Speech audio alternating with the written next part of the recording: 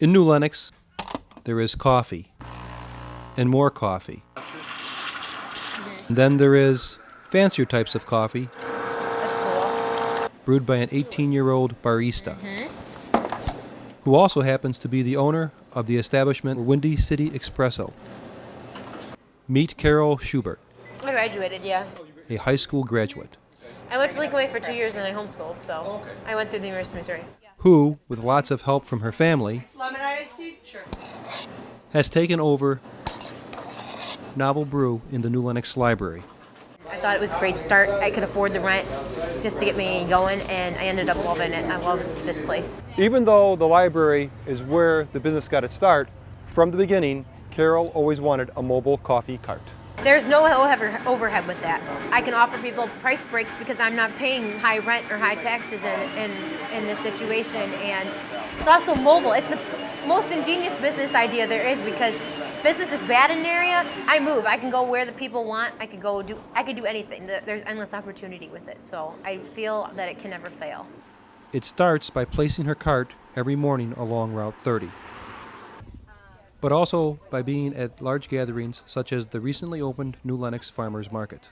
I'm going to be there every Saturday from 8 a.m. to 1 p.m. through October, and hopefully next year I can pick up some other farmers markets. Not content with just that, she is looking for even more opportunities. Wherever I'm allowed to go. Right now I know I signed up to do the Relay for Life here in New Lenox, so I'm going to be donating some things to that. And I just signed up to do the Tinley Park Pet Expo. I'm going to be there besides the farmers market. Besides here, I'm at the Pet Expo. So You'll have a busy summer. Oh yeah. So anything I can get my feet into, I'm definitely not afraid to give it a try. Okay, but just showing up isn't enough. She's got that covered too. You really have to love what you do, and you have to put everything into it. I make every drink like it was mine, like it's worth $1 million to me. Nothing's ever hurried or, cheated. I give everything 100% as if I was going to give it to, the president, because I really care about my product, and I work with all local business. Most of my distributors are all here in town. Like my coffee comes from Ben Barcusi's, roasted fresh every day here in New Lenox and dropped off to me. So I think fresh coffee can never be bad, and with all the love that I have for it, it just makes a great product. Carol says another key to success, always innovate. I've actually created a lot of drinks, and that all builds on yourself.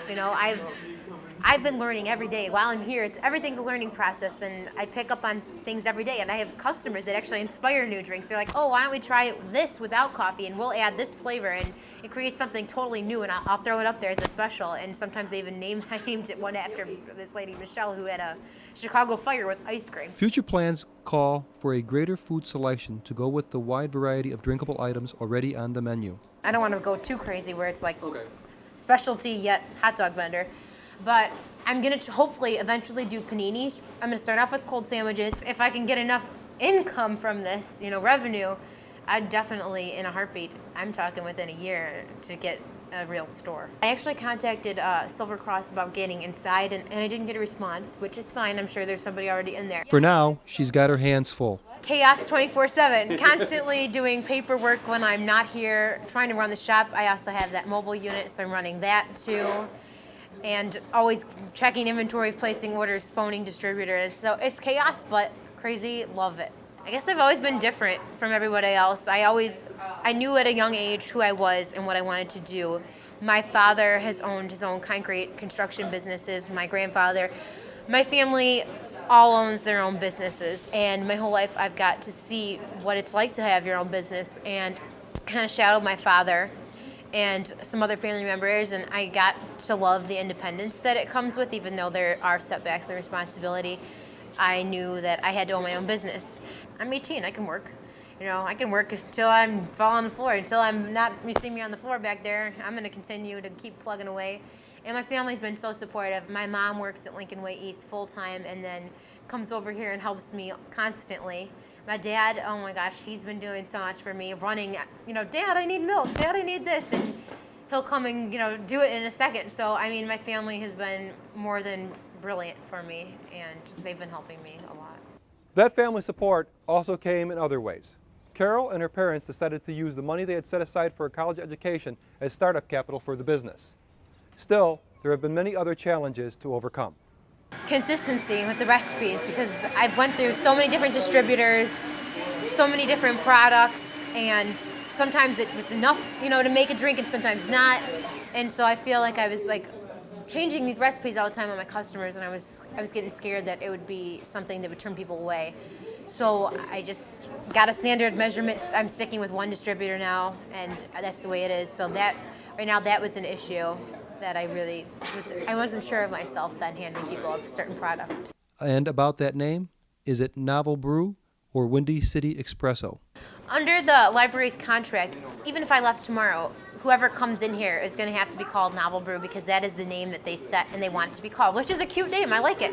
So I don't mind, but I also want to promote my company too, which is Windy City Espresso. I just decided to create that name so it tells where I came from. It's Windy City. I'm very proud of Chicago and Illinois in general.